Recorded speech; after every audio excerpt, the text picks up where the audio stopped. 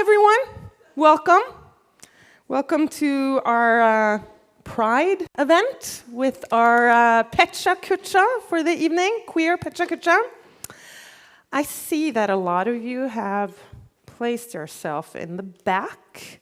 It would be cool for the presenters if some of you at least wanted to try some of these seats in the front. Yeah, see these people? They've already gotten seated. So I advise you people, the people that feel the calling, just come ahead forward. That would be cool. So I've been really looking forward to this event, to Vitenparken hosting our Pride celebration. And I know that I can speak on behalf of my coworkers that have been working hard and planning this Pride event. I know they're very pleased that it's finally here. Yep. I think it's also worth mentioning that this is actually an historic event. It's the first year that the Follo Pride celebration is actually hosted by Ås municipality. So that's an historical event. Some people, yeah, applause. I know an artist that says it's about damn time. So yeah, we could say that, but hopefully this is the first of many to come. So that's good. And it's also a great pleasure to see the turnout that the topic we're going to have a discussion about has interested this many people. So we're very pleased about that. Very cool. Before I continue to talk about the event, it's maybe appropriate that I introduce myself too. So my name is Ayane Hudgens. I work here at Vitenparken. I kind of have a dual responsibility. I'm head of education, and I'm also the vice president. And before we start, I'd also like to mention our emergency exits. So over here to my left, there's a big red door. Hopefully we don't have to use it, but that's one emergency exit. And of course, the one in the back through the cafe and then out to our right in case we have to use it. Hopefully we don't.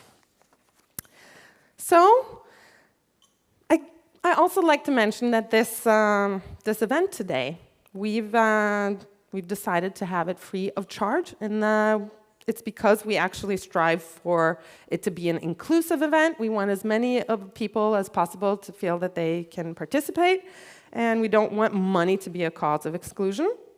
So, the other side of that is that it means that all our speakers that are here today, they're not being compensated at all.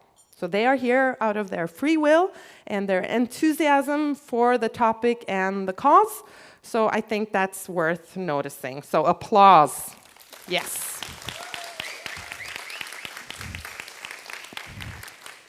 So if you'd like to support Vitenparken in hosting future events like this, I know that there are some VIPs details around on the walls and on some tables, so feel free if you'd like to support us so we can continue doing events like this into the future as well.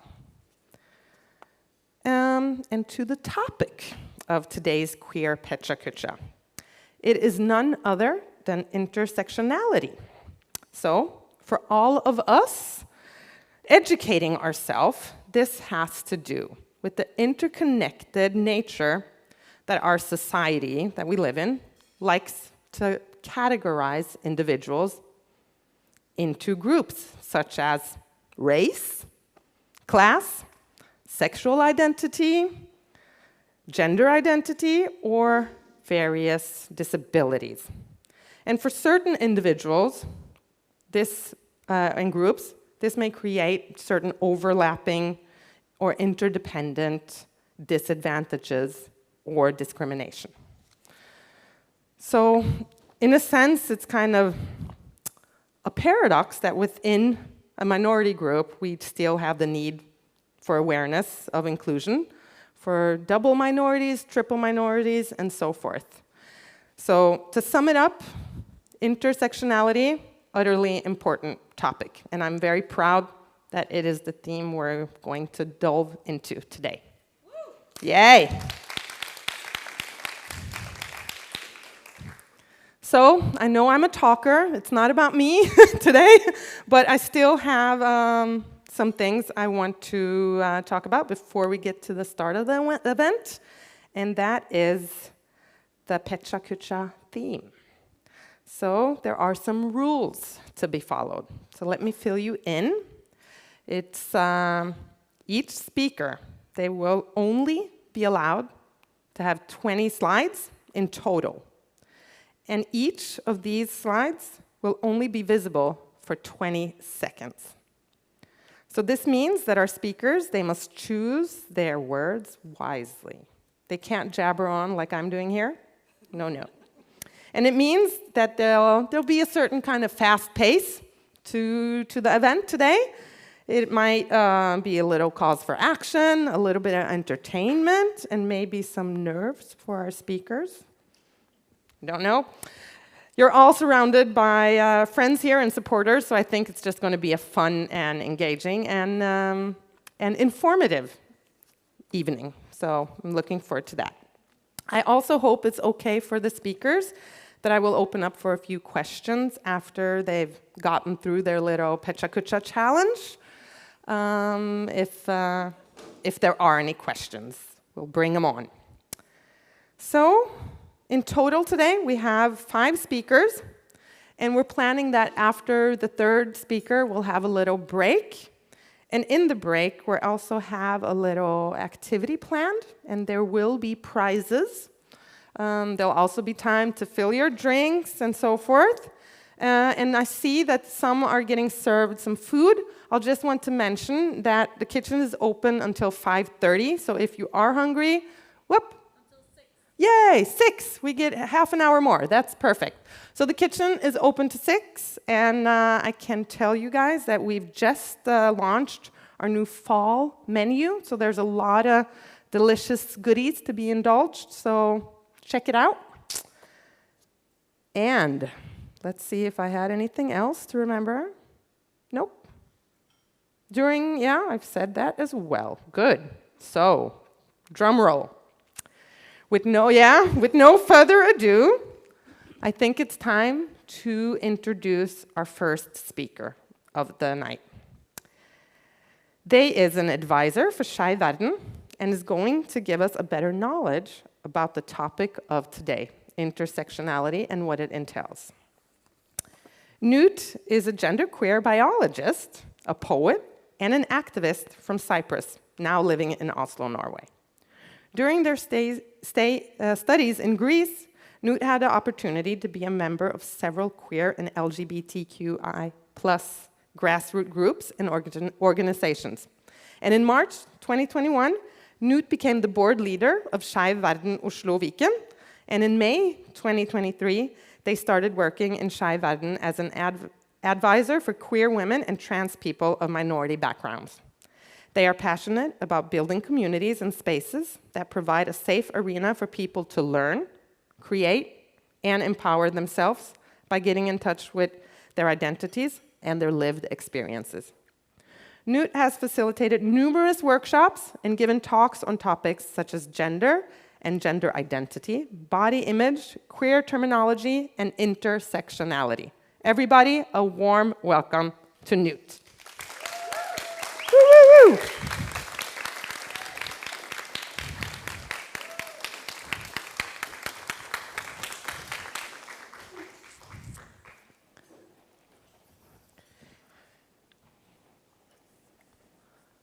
So, my name is Knut. Thank you very much for the introduction.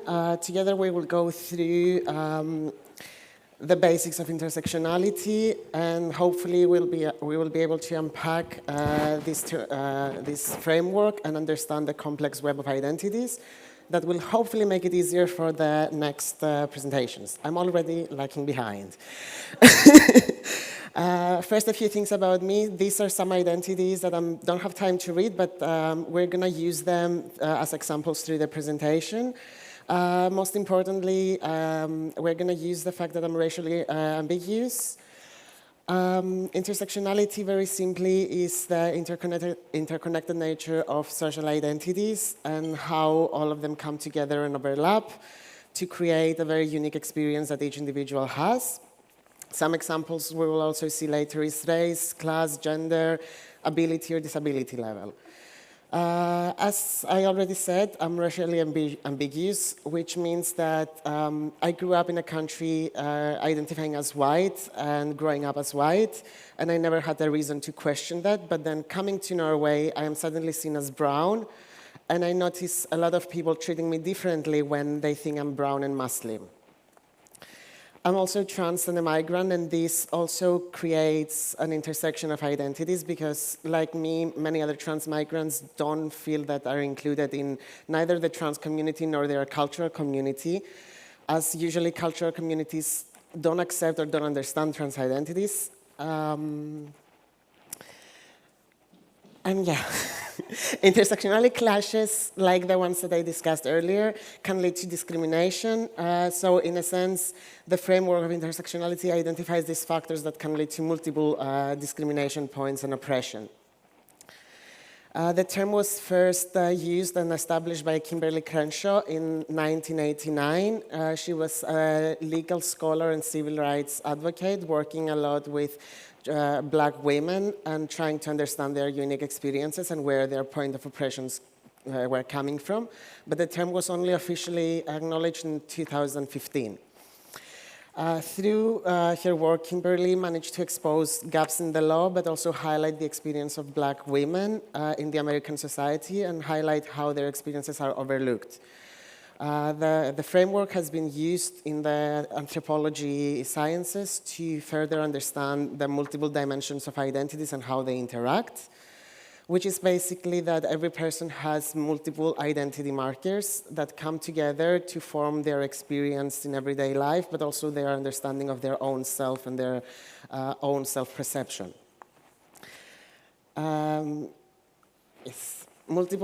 Some of the identity markers that can interact is, for example, race, gender, sexual orientation, ability or disability level, caste, socioeconomic status, religious beliefs, sexual orientation and sexuality, which are two different things, and many more other identities. The various dimensions of identity interact in a dynamic way, shaping how individuals perceive themselves, but also how they place themselves in society and their different roles in society. These multiple dimensions of identity are very central to understanding intersectionality, but also understanding human social behavior. They are crucial in identity formation, as the way we see ourselves oftentimes enforces specific identities and favors specific identities over other identities, but this changes over time. And this creates a very diverse social perception of oneself through time, and is stereotypes and other beliefs are also based on how these identity markers are experienced, but also how they are seen from other people. And the combination of all of this can give us social power dynamics and social hierarchies that make it so that some people have identity markers that their combination gives privileges, and other people have combinations that gives them disadvantages and often becomes a reason to be discriminated against. Identities like what we talked earlier, for example, being queer and Muslim, can create internal conflict, which then asks the individual or forces the individual to choose one identity marker over another, even though they are truly feeling like both of the identities. And also, these different identity markers are very distinct from culture to culture, and they are also oftentimes formed into what they are through the cultural context of the individual that is experiencing them. By creating your identity or understanding your identity through the social context and the cultural context, you can oftentimes develop and understand even more about yourself and experience some like a personal growth. Yes, and as I said, people might be discriminated against because one or more of their identities. So it's not about being discriminated just because you're trans, but you can also be discriminated because you're trans and black, or because you're religious and queer, or for example, because you're disabled and something else. Feeling this type of discrimination that has at least 2 points of oppression is also called compounded discrimination, and the result or the experience of it is much bigger than experiencing each type of discrimination alone.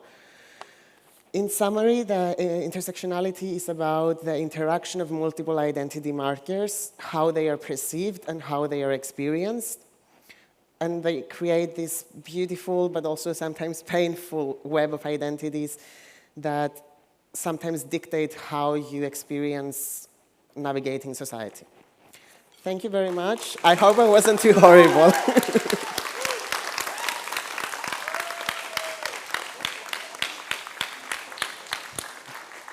Thank you, Knut. You made it through.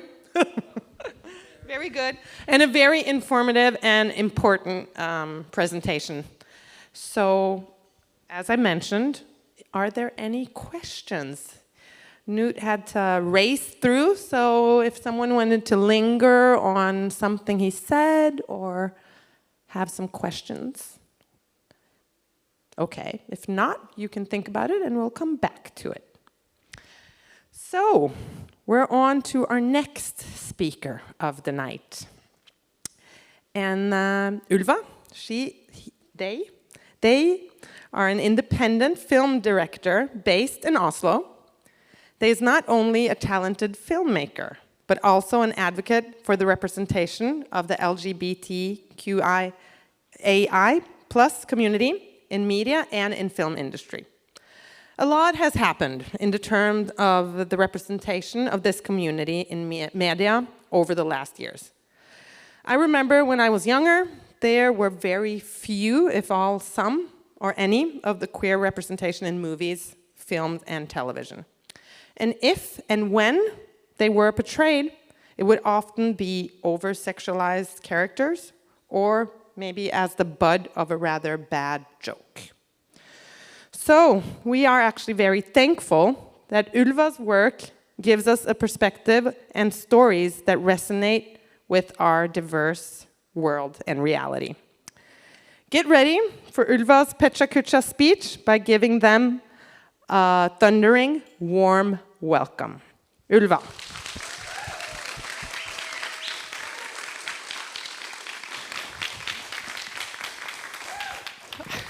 Hello, everyone. My name is Ylva Skogstad, and I'm a film director.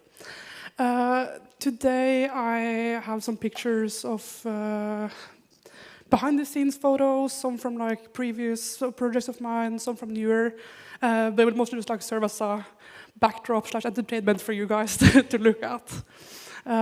So, I think it's important to note that when I was younger, I very early on knew that I wanted to make movies, but I also very early on noticed that something was missing from what I wanted to see in media.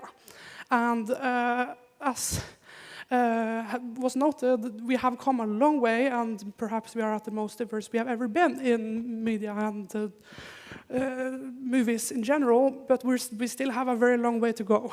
When I watch today's media landscape, I find that characters can finally be gay or black or fat or trans, but that's kind of just the purpose they serve. They're not characters, they're not fleshed out, and you can see that often they are not written by characters who are, or the people, sorry, who are speaking from their heart and telling their stories. And I think that's very important also, especially as a filmmaker who is white, and I finally have a platform to tell stories. We need to be mindful, and because I find that you can't tell other stories for them, but you have to lift them up.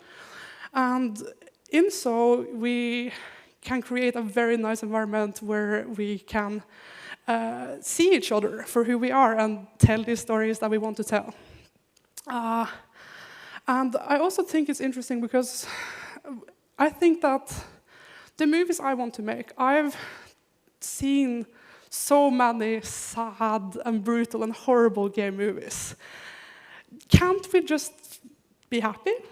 Can't we just have a story to show us as people? So of course it's important to show the reality, but in reality we are also happy people who are interesting and something else than just miserable and suffering and are victims of homophobia and sexism and racism.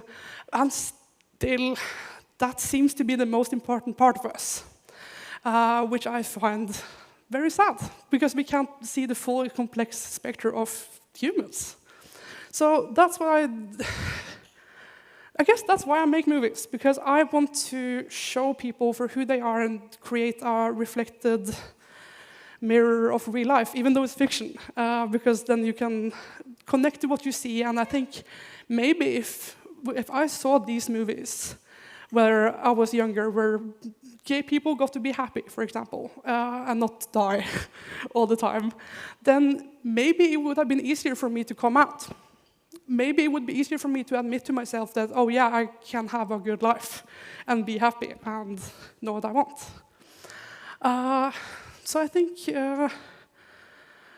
I don't really know how much time, but I think these are very much important things. And also to go back to the about like visibility, because film is a very visible field.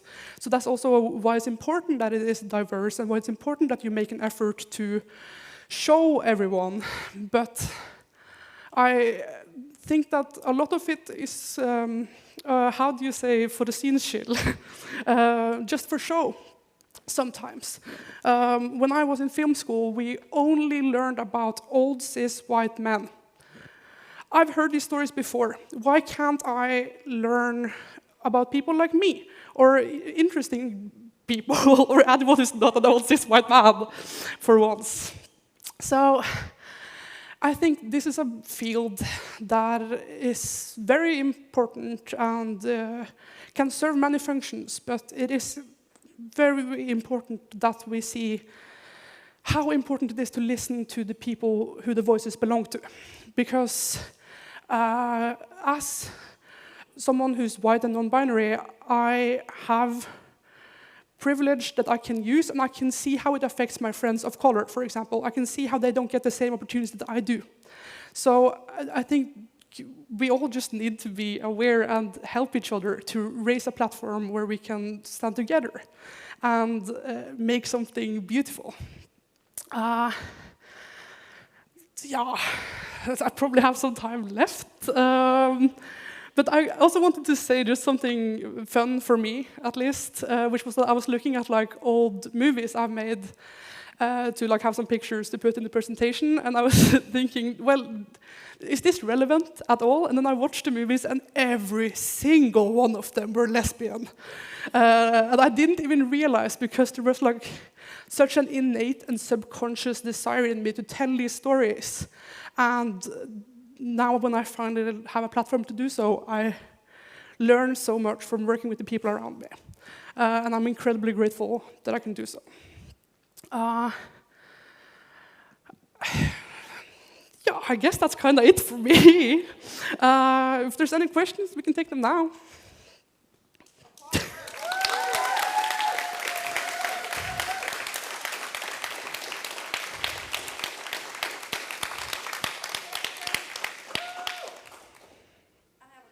Yes.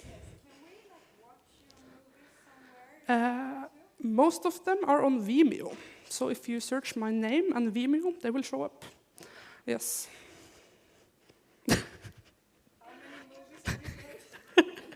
I think I've made around a little bit under 10 short films. Skeiv has a queer film club that is run by a volunteer, and we would love to have some of your movies and then a curated discussion afterwards. I will contact you for that. That would be very fun. Yay!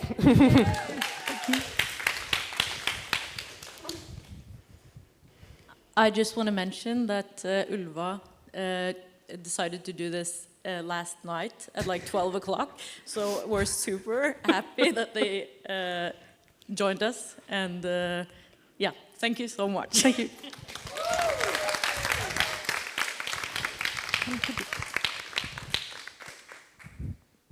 Perfect. Thank you. You beat me to it. They deserve a very large applause for just turning around and doing this in the spur of the moment like that. And your enthusiasm for the cause really exudes. So it was an energetic and inspiring presentation you had, Ylva. So continuing on, if there are no other questions, we're moving on to our third presentation today, and that is Lina Maria Nilsson. In less than 2 years, Lina has become a well-established hairdresser in Oslo's queer environment. And this is not without reason. For many queers, Lina's hairdresser's chair has become a safe space where their queer identity does not have to be explained or justified. One of Lina's customers has stated that Lina, she just gets it. But what is it? Hear Lina talk about the importance of style and identity in the queer environment and what she does to create a safe, comfortable, and inclusive space for queer customers. Let's all welcome Lina with another prideful and joyful applause. Thank you. Hello, everyone. All right, so as you can see, I am Lina. My name is Lina Maria Nilsson, but I go by Lina. And you can find me at this moment at Hendrik's Hair, Gamlebyen. That's where I'm at, like right now. I'm 36 years old. I am pansexual, and I am a cis female. I've been a hairdresser for 2.5 years in Oslo, and it has become that way that I am actually right now, my clients are maybe about like 90% queer people.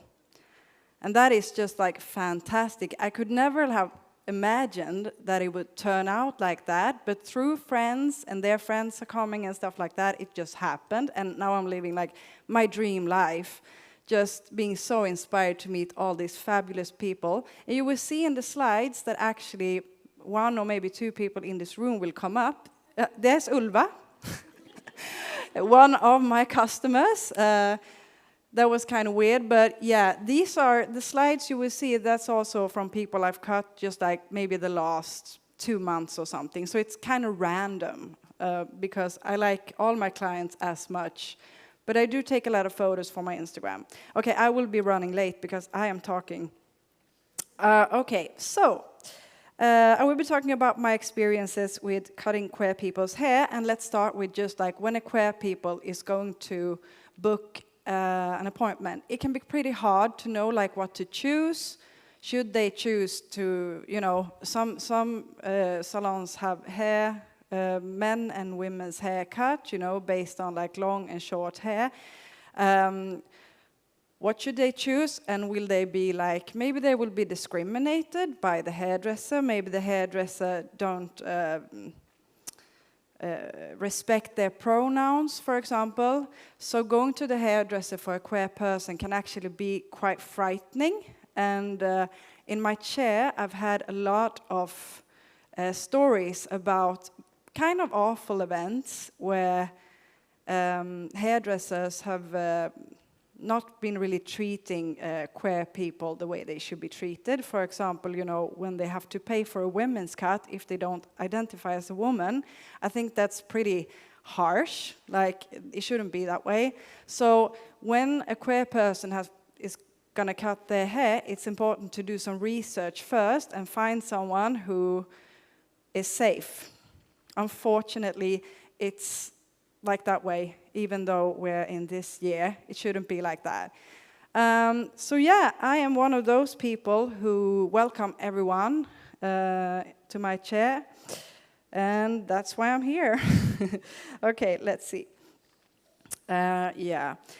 It's important to find a hairdresser that gets you, and I've actually underlined gets you. You know, when I talk to my clients, they say, oh, I have been to the hairdresser before, and I said maybe I wanted to cut my hair short, but the hairdresser was like, I don't think you should cut it short.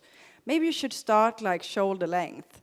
Or maybe one of my favorites is when the hairdresser stops a client and says something like, you shouldn't have bangs because you have a pretty round face. And maybe you should have curtain bangs instead, you know, to like thin it off a little. And this is what I don't get. Like when a client comes in and they're so happy, and the hairdresser actually, like, don't be that happy because we're not going to do what you want. I never understood that, because as a hairdresser, you should make people sparkle. You should make them shine. You should bring out the best in them. And you shouldn't tell them how they should and shouldn't look. And if the face is rounder in a bang, who gives a shit? It's so dumb. I mean, is that like what we live for? Is it to be pretty and look thin? It's the worst thing I've ever heard. Life is about being who we are, being me, and being confident and feel like empowered. And I am here to help people feel empowered and to find something that are them. I'm not going to like force my clients to do something because it's a beauty standard or whatever, because it's so crappy, to be honest. One of the things I don't like is just those things. Okay, so I've said in my little text here that I want people to be who they are. So when you come to me, we try to find out, like, who are you? What kind of colors do you like? Do you maybe love a bright, colorful hair? Do you want a cool haircut? Do you want like something that just blends in?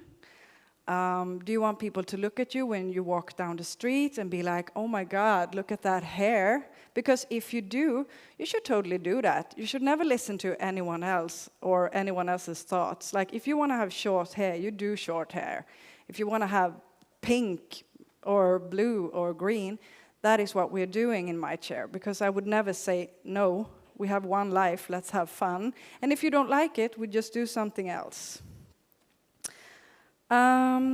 Even when people try to comment on my stuff, you know, someone has said to me sometimes like, oh, why you wear a hat inside? Or like, that shirt, I think you should pick another shirt. And I'm like, I couldn't care less, because I don't do this for you guys. I'm doing it for me. Oh my God, I'm so late. Shit. Okay, so what I'm trying to say is that communication is key, and we need to communicate. Thank you for listening to me. I had so much more on my mind. I love this topic, but thank you so much. Are there any questions? Woo!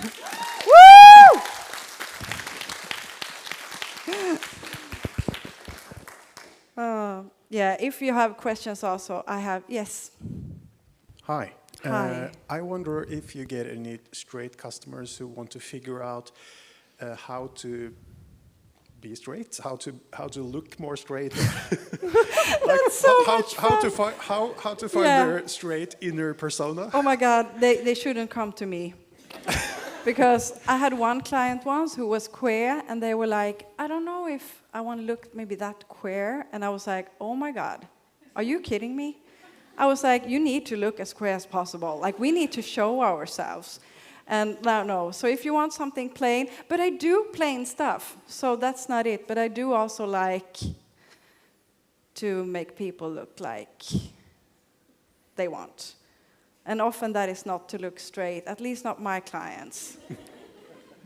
Thanks. Thank you. What are some hairstyles or hair details or whatever? What makes a queer hair? I know. What makes you look at someone's hair and be like, that's queer? What's like just a list of 5 things, maybe? I would say you look very queer with the shaved side. The color and the shaved side, super queer.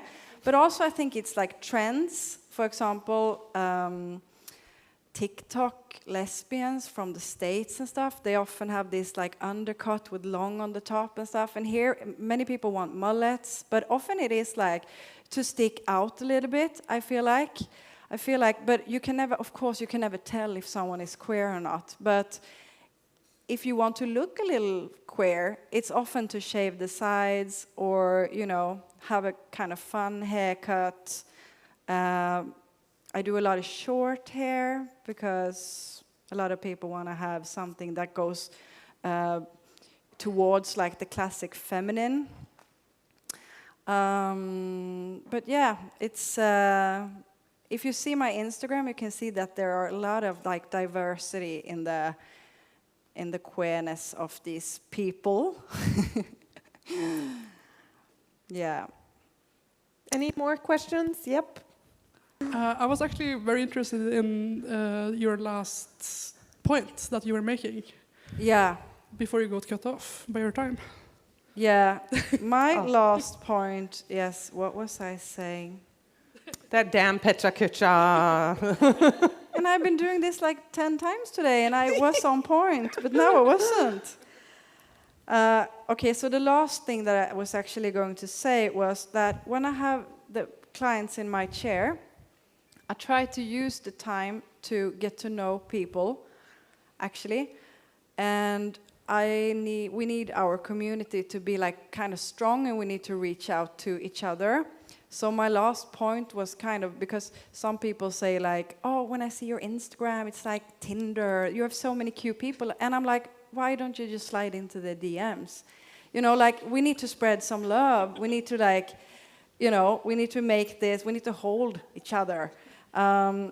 So it's kind of fun because I get to know my clients pretty well because we talk about, you know, life and deep stuff, and it all gets like super serious. And when I went to Pride Park, I met one of my clients, and they said, like, is it only us? Because we feel like we know you, but I don't know if you feel that way. Is it only like work to you? Could you maybe explain yourself? Like, what do you feel? And I'm like, oh my God, I feel like the park is just surrounded with like my friends. So I genuinely feel like I get to know so many people, and I can invite my customers to things if I know that this person would like this or whatever. So like I have no boundaries like that.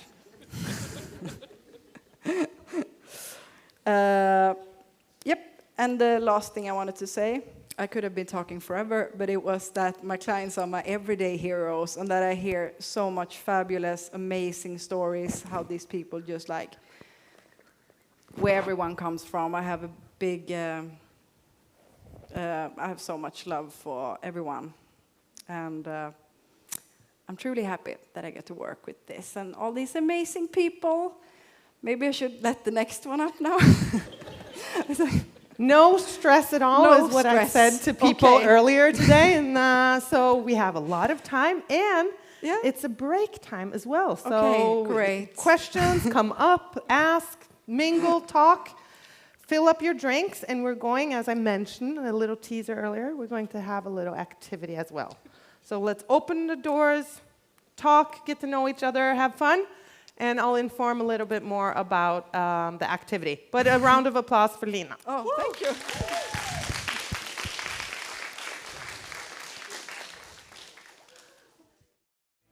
Okay, so if we want to know the answers of the anagram, then listen closely. I'll read up the anagram first, and then what word it is. I see someone in the back hurrying up to try to finish. Okay. So, not in the order that the words are listed or the anagrams are listed on your paper, but I'll read them as they're listed here. So, we'll start with the fun one, which maybe I can't even pronounce. Erectility onanist. Does anyone want to come with any suggestions? What is the word?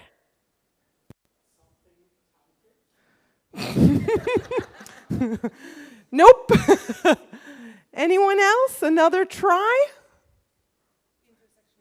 Intersectionality, the theme of today. Good job. So, next one I have on my list, tied tiny. What is that? Tied tiny. Any suggestions?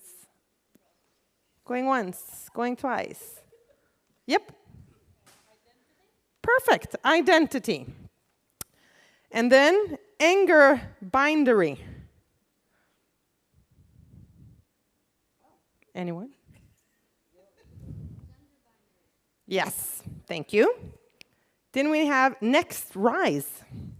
Next rise. Anyone? Next rise, yay! Intersex, good. Then we have Alexa puns. That's a cool name. Alexa puns. Yay, pansexual, good. Stranger end. Stranger end. What is that? No one got that one? Ulva? Transgender, correct. And then we have erku.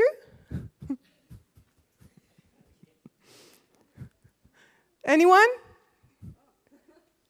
Queer, yes, good. Dr. Even Skive. Skeiv verden.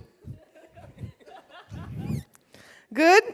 And then we have Mr. Needy Pie. Mr. Needy Pie. Mini Pride, yes. And then we have Annie Byron. What is Annie Byron? No one got that one, yes? Non-binary. Perfect.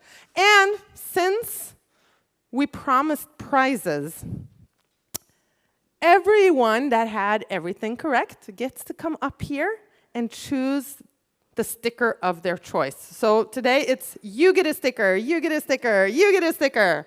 So come on up and choose which sticker you want if you feel you did a good job. And an applause for everyone. Good job. And you can get up in there and figure out which ones you want.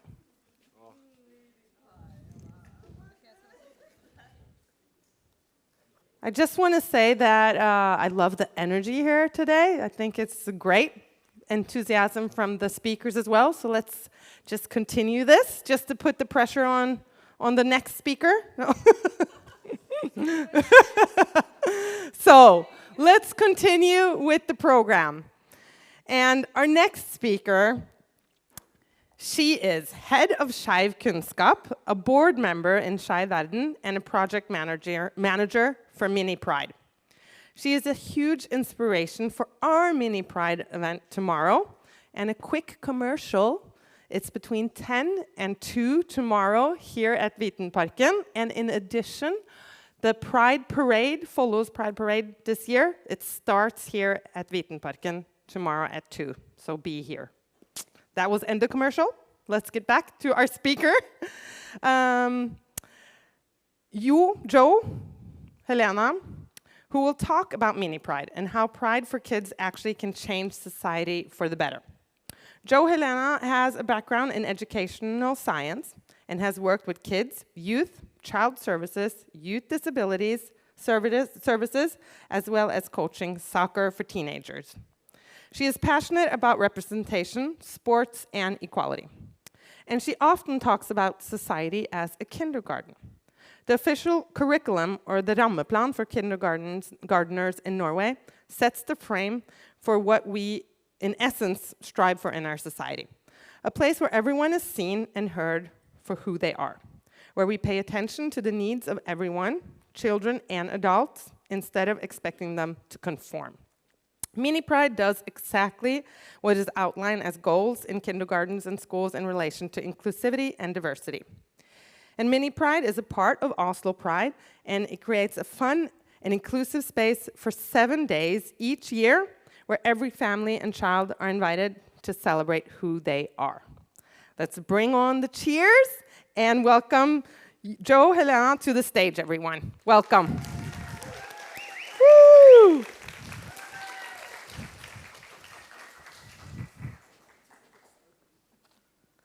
Okay, welcome to Mini Pride PechaKucha edition. This is my first PechaKucha, and it was not as easy as it sounds to put together. It's like 20 slides, 20 seconds, easy. No, not at all.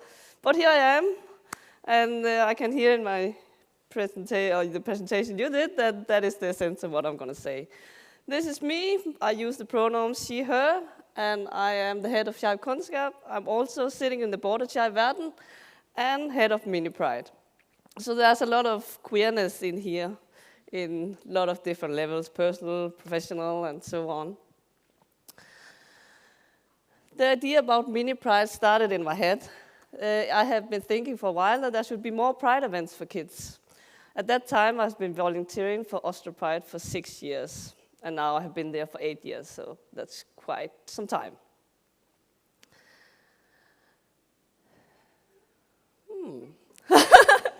I was thinking, why don't we have more events for kids like Mini-Øya? Mini-Øya is a cultural festival of music for 2 days in Vitenparken. Then Mini Pride just popped in our head, and I kind of liked the sound of it. Mini-Øya, Mini Pride. So that's how I came up with the name. Ooh, I have a lot of time. Then I went to the chair at Oslo Pride, Inger Christian at that time. She's on the left of the picture. And she said yes, and then I put together a group of volunteers and started to plan the first Mini Pride festival in Oslo. So much time. 4 out of 5 people in my group, one of us actually here, and are educators or is working with kids and youth. Besides my social media person, he's a mascot, no marketing. They're both pale, so it's kind of like the mascot and my marketing. So we need someone for social media. But why is Mini Pride important? First, it's a social, cultural, and activity arena. We are part of Oslo Pride and have a 7-day-long program. We create a safe meeting place for queer children, youth, and family. An arena to learn about pride, diversity, equality, and inclusion. Why should we have Mini Pride? Isn't it enough with Oslo Pride? Besides that, I thought it was a brilliant idea. Oslo Pride service showed that there was a demand for more events for kids, but customized for kids. But mostly important, every kid should grow up and know that they can be who they are and love who they want. The framework plan for kindergarten and elementary school are the most important documents to support Mini Pride. It is a law in Norway that kids should learn about sexual orientation. Something happened here, gender identity, gender expression, so on. And that has always been very important. The king says it too, Norwegians are girls who like girls and boys who like boys, and so on. We have a chance to normalize diversity, and we have to take it. So the next generation gonna be a diverse, fierce, and free generation. The goal of Mini Pride is to spread knowledge to children and educators and others about LGBTQI and those who break the gender norm, teach kids from an early age that they can be who they want and love who they want, display family diversity, and create a safe and inclusive arena that everybody has access to. What does that have to do with intersectionality? Everything. Nobody's just one thing, and kids are very open-minded and creative, and we should not learn them that they have to confine themselves and put them into boxes that they have to break out of later in life.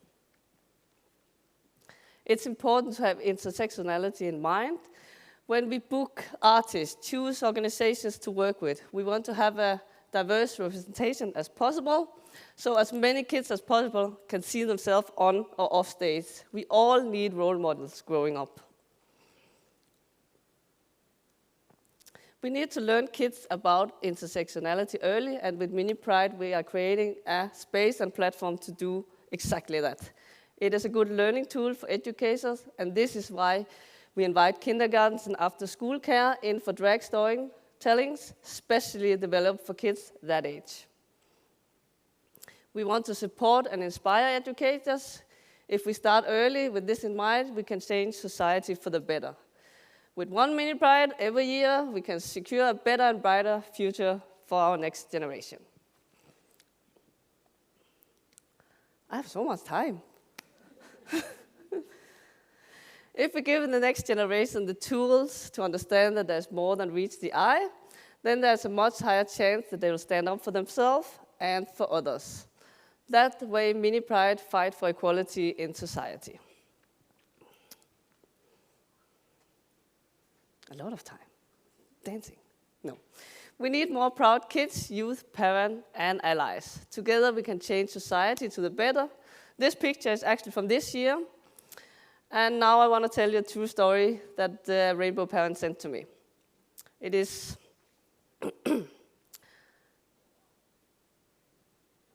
it's bedtime, and mom says, "Are you happy?" And the son says, "Yes." Mom says, "Is it because we went to Mini Pride today?" Son, "Yes, but also yesterday. I only see hearts inside my head when I think about the last 2 days at Mini Pride." So what do I want you to take home from the presentation? Intersectional is also important to learn to kids. How can you support Mini Pride? Be a good ally, take your kids to Mini Pride, spread the word. And this means more than you can imagine for a lot of families out there. Thank you for listening. I hope to see you all next summer in Oslo for Mini Pride. And FYI, you need to bring a kid for security reasons. You cannot come alone. And you can scan the QR code if you want to follow us on Instagram. And then I also want to say that I see Mini Pride popping up a lot of places. And I'm very grateful that that is happening because we cannot change society alone in Oslo. Thank you. Yay! Perfect and inspirational. Are there any questions? Any questions? Yep, I'll get a microphone.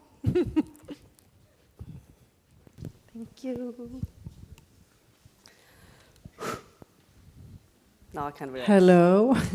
Okay, so it's not actually a question, but I just more so wanted to say that we went to Mini Pride this year, and we loved it. And we were also in the slides on a picture. Yeah. Really much fun. So I just want to say, because I'm the only one with a kid here, that Mini Pride is so important for the families. And like the kids said, like the love that's in there is just so special. And I think the fact also that you need a kid to go in there also makes it special because it's about the kids.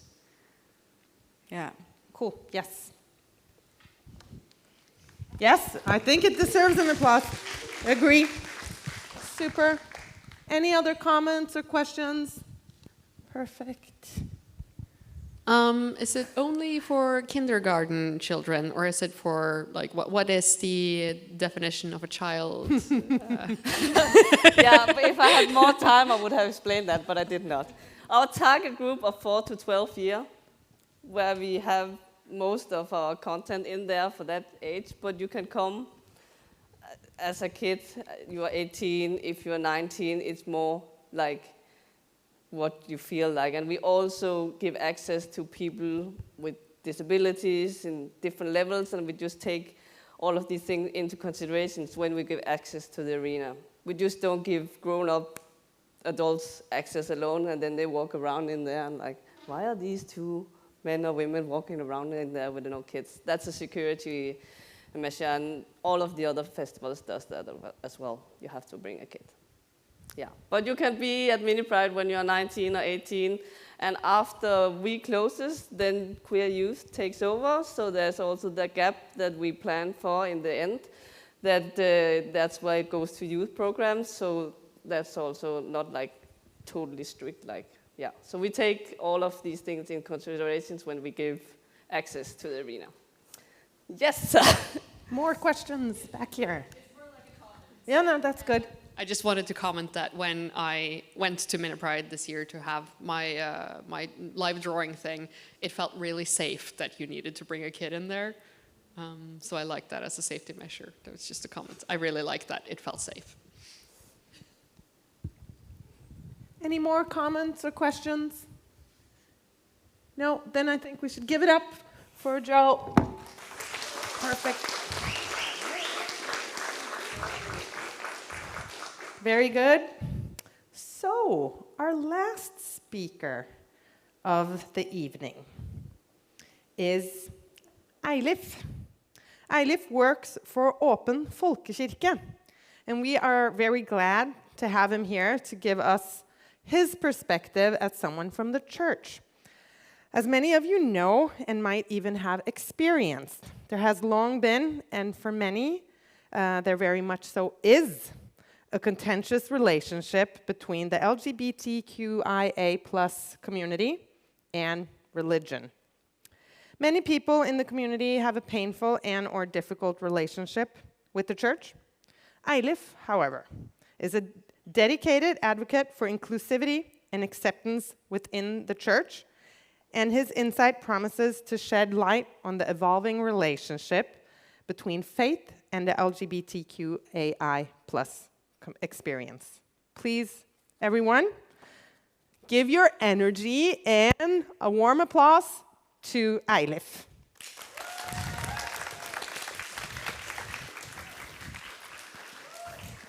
Hi everyone, I'm Eilif. I'm an advisor at the Åpen Folkekirke, which I think in English is Open People's Church, perhaps. I'm trying to talk as fast as I can about a big subject, so we can talk later if I don't get to talk about everything I want. Åpen Folkekirke is an organization that is trying to, by democracy and voting, trying to make the church a better place for LGBTQIA people, and trying to steer the church in a new direction, in the direction of the future, as a church party. We are in the church. We are people like church politicians and just engaged individuals all over Norway. People from all ages, like I'm 26, and we have 90-year-olds going for election, speaking about love. So we are everywhere in the church. And we also are at Pride. We are one of the reasons the church is now at Pride. The Norwegian church has 3.5 million people, members. A lot of them are LGBTQIA people. And we have to be at church, be at Pride, and talk about that everybody should be safe at church.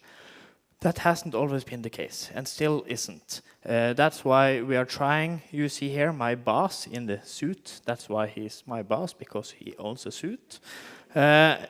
We are trying to make church more friendly, more open, more safe. So we have included more pride. Things like on the right side, you see my boss coming out from a rainbow mass, where we try and make some reconciliation and safety, and talk about that and religion. And we also have the leader of the church, which you saw the picture of. We try to make church and pride not hostile. The church should be a place of inclusivity, because everybody should be able to have a faith.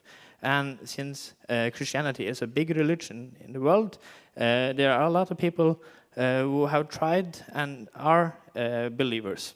And we, of course, meet conservatives in church.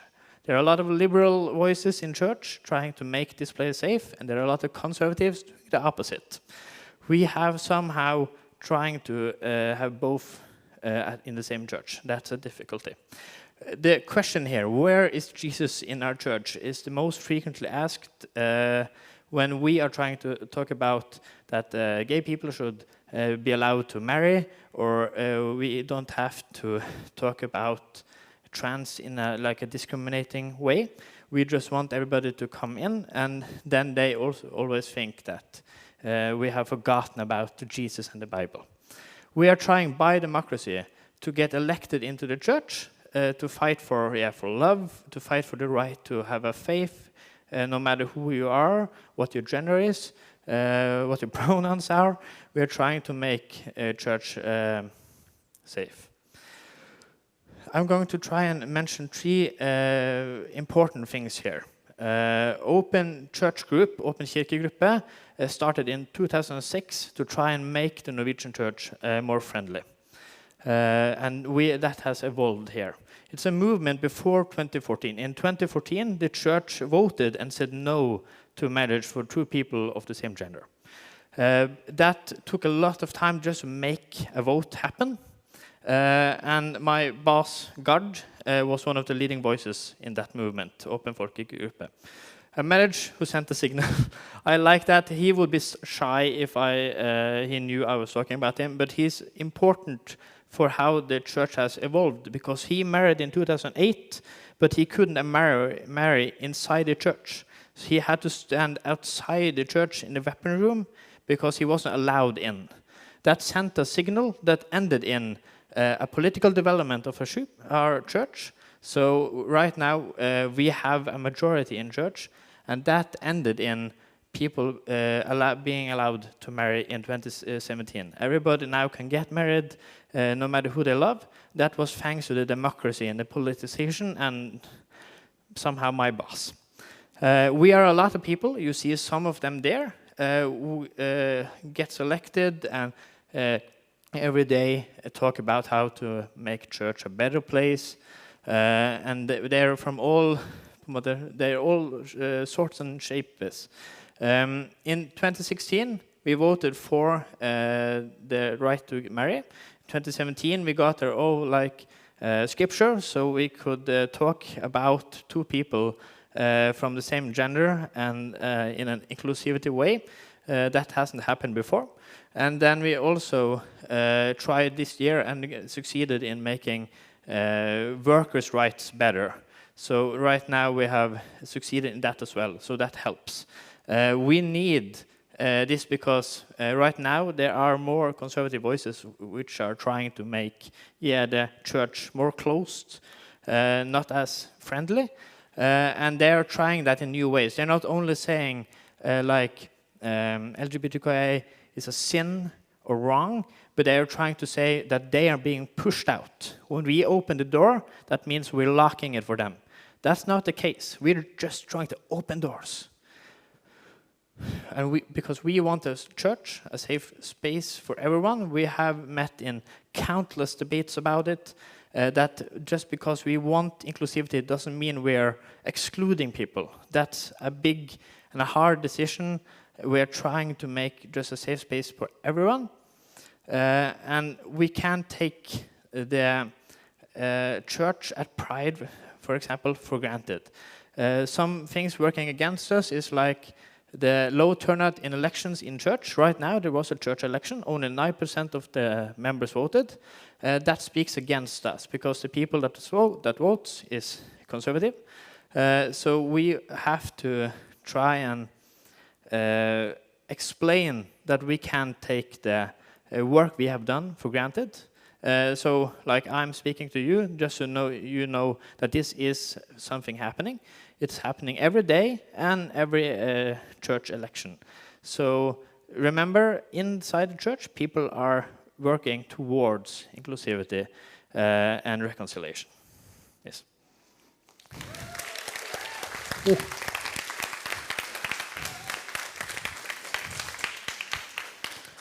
A very important aspect, and I think you touch about, as I said, very important topics here.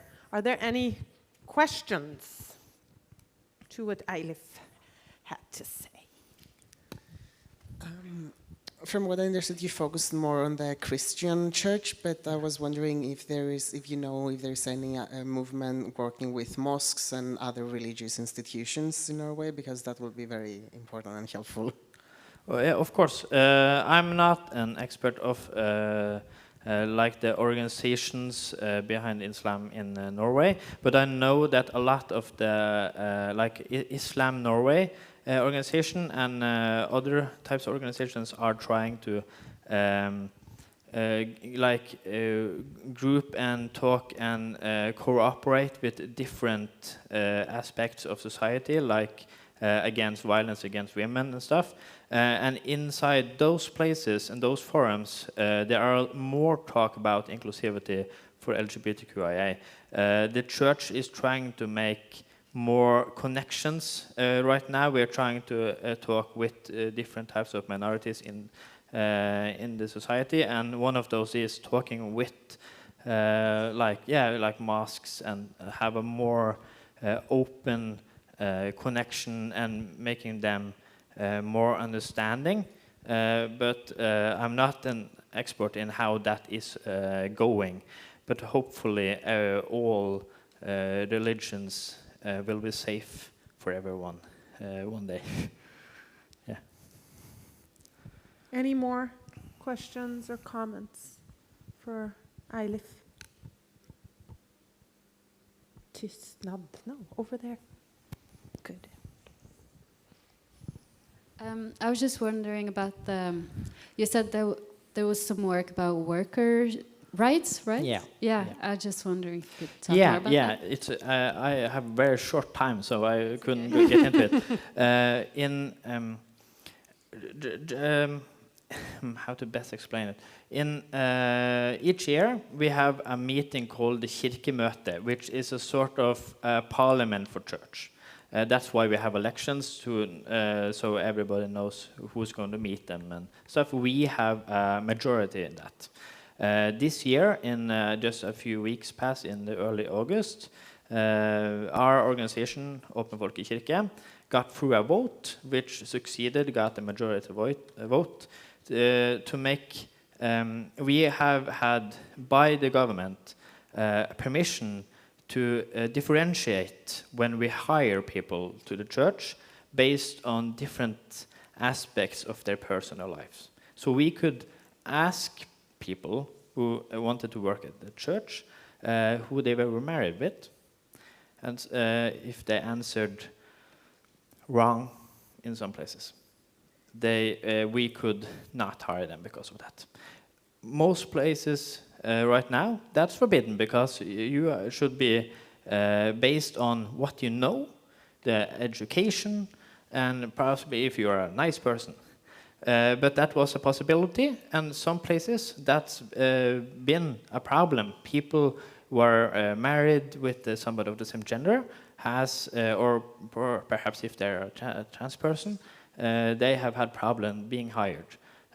We made sure in August that we no longer can do that. Now, if you are a person of the LGBTQIA, you can try and get a job in the church, and you should, if you get a no or yes, it's not because of who you love. That took a lot of time, but we got that, and that was another victory, and that for us gave some hope that our work is not in vain. Yeah.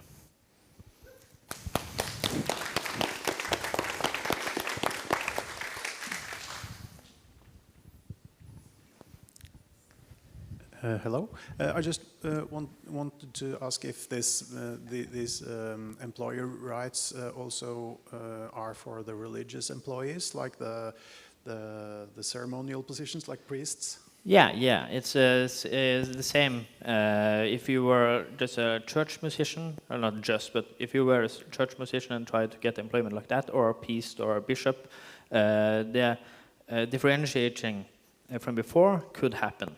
Most places in Norway didn't practice that differentiating, but some places were, and thanks to the vote in August, now nobody gets to differentiate.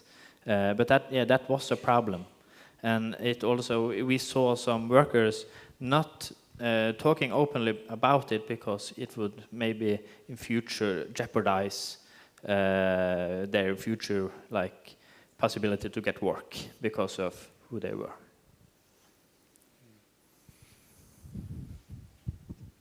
Cool. Anyone else?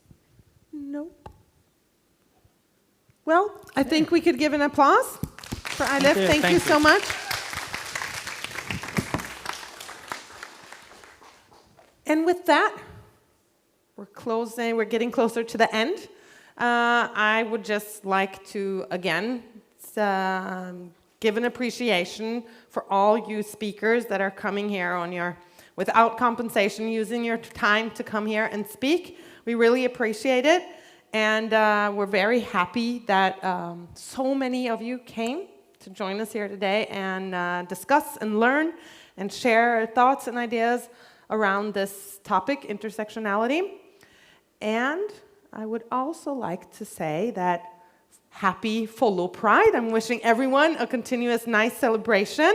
And I hope I see many of you tomorrow at Mini Pride. Bring a child and let's celebrate. Bring a child. Perfect. Thank you so much.